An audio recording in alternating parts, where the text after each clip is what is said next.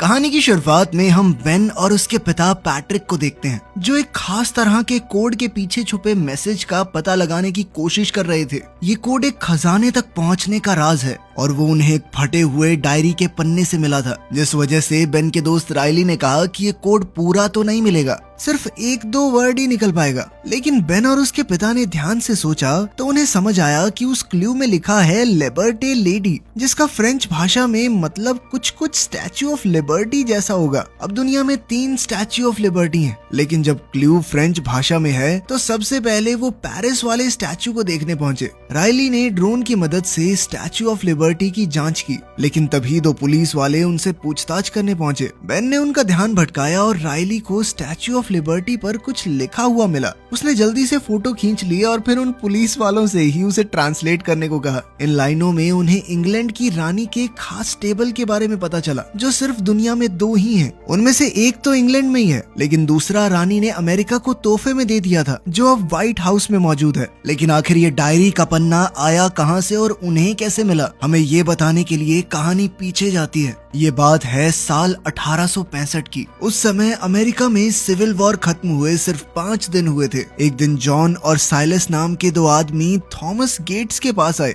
Thomas मुश्किल से मुश्किल पहेली को सुलझाने में माहिर था। जॉन की डायरी में एक कोड लिखा था और वो चाहता था कि थॉमस इस कोड की सच्चाई पता लगाए। इस कोड के नीचे उसे सुलझाने का एक सुराग लिखा है, वो कर्ज जो हर इंसान चुकाता है। कुछ देर बाद साइलस ने जॉन से कहा कि तुम अपना जरूरी काम पूरा कर लो, तब तक मैं यहीं पे इंतजार करता हूँ, हो सकता है थॉमस कोड का पता भी लगा ले। जॉन ने साइलस की बात मानी और वो फोर्ड थिएटर बिल्डिंग में गया। वहाँ वो प्रेसिडेंट इब्राहिम लिंकन को मारने जा रहा था। गोली चलने की खबर से सभी लोग चौंक गए और थॉमस को पता चल गया कि जो आदमी उसके सामने था वो एक देशद्रोही है। थॉमस को अब तक ये भी पता चल चुका था कि डायरी का कोड एक खजाने तक पहुँचने का रास्ता है, एक मैप है। अब वो नहीं चाहता था कि ये खजाना गलत हाथों में पड़े, इसलिए थॉमस ने डायरी का वो पन्ना ही फाड़ के उसे जला दिया। लेकिन साइलस को पता चल गया और उसने जल्दी से इस कागज को जलने से पहले बचा लिया और थॉमस गेट्स को मार डाला।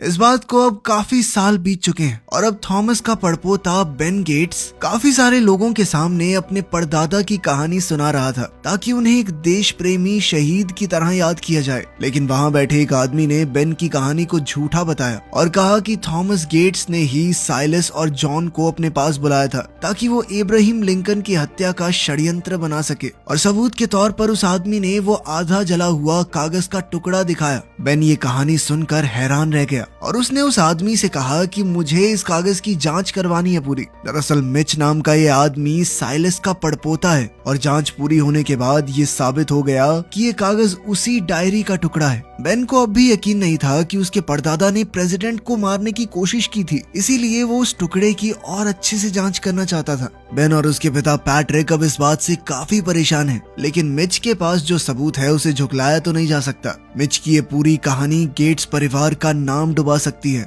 इसलिए बेन ने कसम खाई कि वो ये साबित करके रहेगा कि उस डायरी में लिखा हुआ कोड एक खजाने को ढूंढने का रास्ता था, प्रेसिडेंट को मारने का कोई प्लान नहीं। बिना वक्त गवाए बेन अपने दोस्त राइली से मिला, जिसने अब किताबें लिखना शुरू कर दिया था। लेकिन उसकी किताब कुछ खास बिक नहीं रही थी। उसकी फरारी को भी सरकार ने जब्त कर लिया था, क्योंकि उसके पास अपना टैक्स भरने तक के पैसे नहीं थे। बेन ने अपने घर का सिक्योरिटी कोड पता लगाने के लिए राइली की मदद मांगी, क्योंकि बेन का अपनी गर्लफ्रेंड एबिगेल से ब्रेकअप हो गया था, जिसके बाद एबिगेल ने बेन को घर से बाहर निकालकर घर का कोड बदल दिया। अब बेन ने मौका देखकर एबिगेल का एम्प्लॉय कार्ड चुरा लिया। एबिगेल म्यूजियम में एक बड़ी पोजीशन पर थी और इस कार्ड से वो एबिगेल के ऑफिस में घुसकर रजिस्टर देखना चाहता था। लेकिन इससे पहले बेन अपना काम खत्म करके निकल पाता, एबिगेल वहाँ आ गई और उसने बेन को पकड़ लिया। पकड़े जाने पर बेन ने एबिगेल को अपनी सारी परेशानी बताई और उससे कहा कि वो उस डायरी के पुराने टुकड़े की एक बार जांच करना चाहता है। एबिगेल उससे गुस्सा तो थी, लेकिन फिर भी वो बेन की मदद करने के लिए मान गई,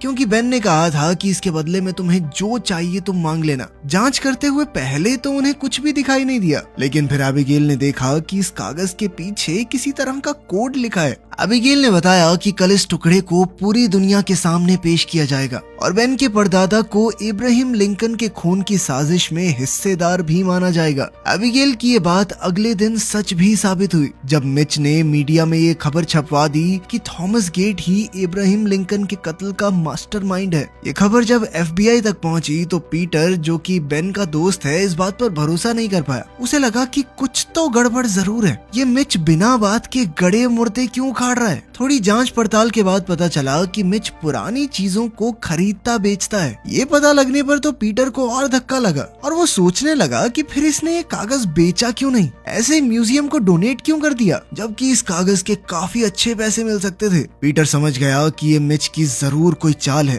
और वो किसी बहुत ज्यादा कीमती चीज के पीछे है। अब कहानी वहीं पहुंच गई जहां से शुरुआत हुई थी। बेन उस कोड के पीछे का पता लगाकर पेरिस पहुंचा और फिर स्टैच्यू ऑफ लिबर्टी से उसे रानी के उस अनोखे टेबल का पता चला, जिसके बाद वो राइली के साथ जल्दी से लंदन पहुंचा। वहीं बेन के पिता पर हमला हो गया, जिसके पीछे मिच और उसके आदमियों का हाथ था। मिच ने मौका देखकर बेन के पिता के फोन का एक क्लोन बना दिया ताकि उसे वो सब कुछ पता लगता रहे जो जानकारी बेन अपने पिता को दे रहा है।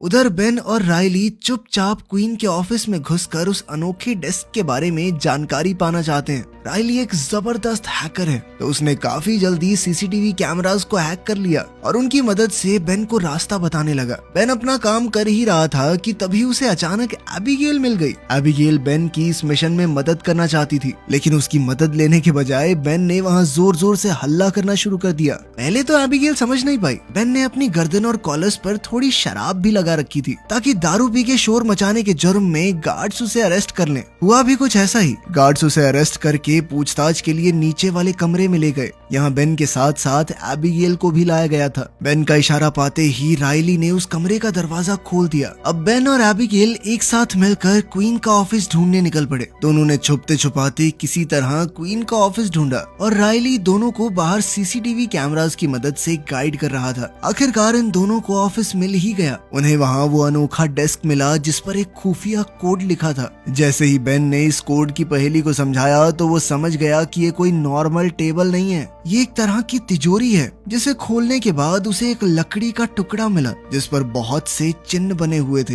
बेन समझ गया कि इसमें जरूर कोई पहेली छुपी है, तो बेन ने ये लकड़ी का टुकड़ा उठा लिया। उसी वक्त सिक्योरिटी ऑफिसर ने देखा कि बेन और एबिगेल वहाँ से गायब हैं और बाकी ऑफिसर भी इन दोनों को ढूंढने लग गए। राइली ने ये सब देख लिया और गार्ड का ध्यान भटकाने के लिए झूठा अलार्म बजा दिया ताकि वो दोनों आसानी से भाग सकें। महल से निकलकर एबिगेल, बेन और राइली ने इस पहेली को सुलझाने की कोशिश की, लेकिन कुछ ही पलों में बेन ने देखा कि मिच और उसके आदमी उन तीनों का पीछा कर रहे हैं। पता चलते ही तीनों वहाँ से भागे, साथ ही मिच और उसके आदमी उनका पीछा करने लगे। इसी भागदौड़ के दौरान जब गाड़ी में बेन एक स्पीड कैमरे के पास पहुंचने वाला था तो उसने लकड़ी के फट्टे को अपने मुंह के पास रख लिया और गाड़ी की स्पीड बढ़ा दी ताकि फोटो आ जाए, क्योंकि उसके फोन का कैमरा खराब था। साथ ही राइली ने कैमरा सिस्टम को हैक करके वो फोटो निकाल ली। इसके बाद बेन ने वो लकड़ी का फट्टा पानी में फेंक दिया ताकि मिच और उसके आदमी उनका पीछा छोड़ दें। जल्द ही बेन अपने पिता के घर गया ताकि वो इस फोटो के इस्तेमाल से लकड़ी पर जो निशान बने हैं उनका मतलब जान सके, लेकिन पैट्रिक भी इसे ट्रांसलेट नहीं कर पाया। लेकिन पैट्रिक को पता था कि ये काम कौन कर सकता है। तुम्हारी माँ, अपनी माँ के पास लेकर जाए इसे, वही पता लगाएगी इसके पीछे का राज।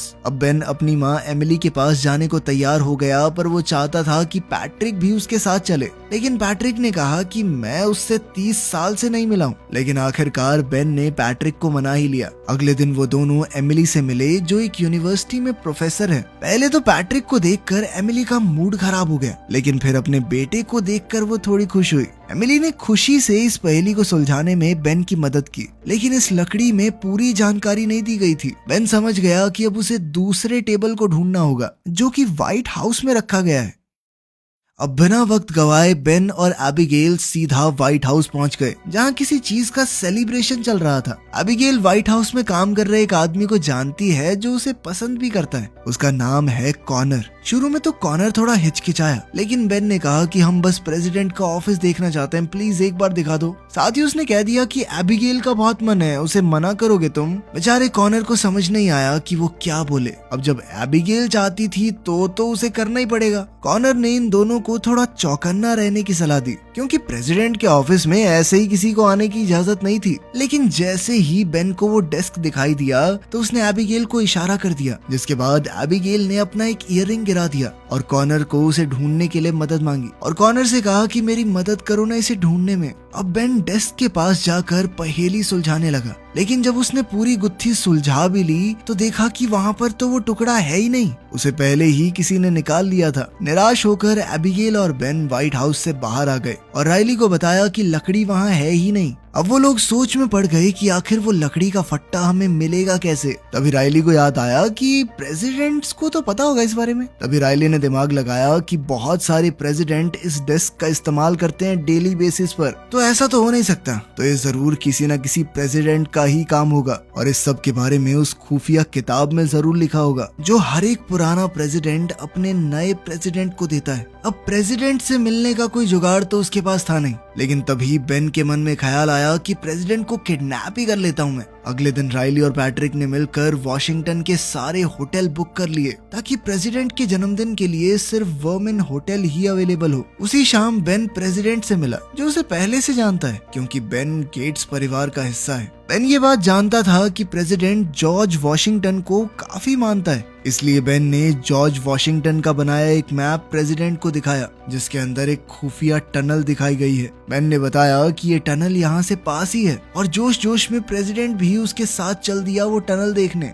तब बेन और प्रेसिडेंट एक साथ इस टनल की तरफ गए। प्रेसिडेंट ने गार्ड को बाहर ही रुकने का ऑर्डर दिया क्योंकि वो आराम से घूमना चाहता था। बेन और प्रेसिडेंट दोनों ये टनल देखने निकल गए। बेन ने बिना किसी रुकावट के प्रेसिडेंट और अपने आप को वहाँ बंद कर लिया। अब उसने बिना वक्त गवाए प्रेसिडेंट से इस किताब के बारे में पूछा। पहले तो प्रेसिडेंट ने ये राज खोलने से मना कर दिया, लेकिन जब प्रेसिडेंट ने देखा कि ये बेन के लिए कितना मायने रखता है तो वो मान गया। आखिरकार प्रेसिडेंट ने बेन को बता दिया कि ये किताब एक खास लाइब्रेरी के सेक्शन में रखी है। प्रेसिडेंट ने उसे बुक नंबर भी बताया जो इस किताब को ढूंढने का खुफिया कोड है। उनकी इस बातचीत के बाद वो दोनों बाहर निकले। प्रेसिडेंट ने बेन से कहा कि अगर तुम इस किताब को निकालते हुए पकड़े गए तो मैं पब्लिक में तुम्हें बचाऊंगा नहीं, तो इसलिए बेहतर यही होगा पकड़े मत जाना। इसके बाद बेन, एबिगेल और राइली उस लाइब्रेरी में पहुंचे। क्योंकि एबिगेल यहाँ काम करती है तो उसे यहाँ का चप्पा चप्पा पता था। वो सीधा प्रेसिडेंट की बताई हुई जगह पर पहुंच गई जहाँ वो किताब उन्हें मिलेगी, लेकिन वहाँ पर किताब थी ही नहीं। राइली को लगा कि शायद किसी ने लाइब्रेरी से वो किताब पढ़ने के लिए ले ली होगी, लेकिन तभी बेन को शेल्फ के पीछे कोड भरने की जगह मिली और जैसे ही उसने वहाँ किताब का नंबर डाला तभी अंदर से वो किताब निकल आई। तभी बेन ने किताब के अंदर उस खास टेबल वाला सेक्शन खोला और वहाँ उन्हें उस लकड़ी के फट्टे की फोटो मिल गई जिसकी बेन ने अपने कैमरा से फोटो खींच ली। क्लू मिलते ही वो तीनों वहाँ से जल्द निकलने लगे क्योंकि अब FBI बेन को ढूंढ रही है। अब बेन ने सुझाव दिया कि सबको अलग अलग निकलना होगा। बाहर निकलते हुए एबिगेल पर पुलिस को शक हुआ, लेकिन वो किसी तरह बाहर निकल आई और जल्द ही बेन भी बाहर आ गया। तभी मिच को भी पता चल गया कि बेन को वो क्लू मिल गया है क्योंकि उसने पैट्रिक के फोन को क्लोन किया हुआ था। तो जैसे ही बेन ने अपने पिता को वो फोटो भेजी वो मिच के पास भी चली गई। मिच जानता था कि एमिली उस कोड को ट्रांसलेट कर सकती है, तो वो जल्दी से उसके पास पहुंचा। शुरुआत में तो एमिली ने उसकी मदद करने से मना कर दिया, लेकिन फिर मिच ने उसे बंदूक दिखाकर धमकाया कि तुझे और तेरे पति दोनों को मार दूंगा। थोड़ी देर बाद पैट्रिक इसी पहेली को तेरे पास डिकोड करवाने आएगा, उसे गलत सुराग देना है तुम्हें, ठीक है? जब पैट्रिक एमिली के पास आया तो उसने वही किया जो मिच चाहता है, लेकिन एमिली को अपने बेटे पर भरोसा है कि वो खुद ब खुद इस क्लू को ढूंढ लेगा। अगले दिन मिच एमिली को माउंट रशमोर ले गया क्योंकि उस लकड़ी के फट्टे के हिसाब से खजाना वहीं कहीं है, लेकिन बेन और उसके दोस्त वहां पहले से ही पहुंच गए थे क्योंकि बेन ने खुद इस पहेली का पता लगा लिया था। जैसे ही मिच और बेन ने एक दूसरे को देखा तो मिच ने एमिली को जान से मारने की धमकी दी।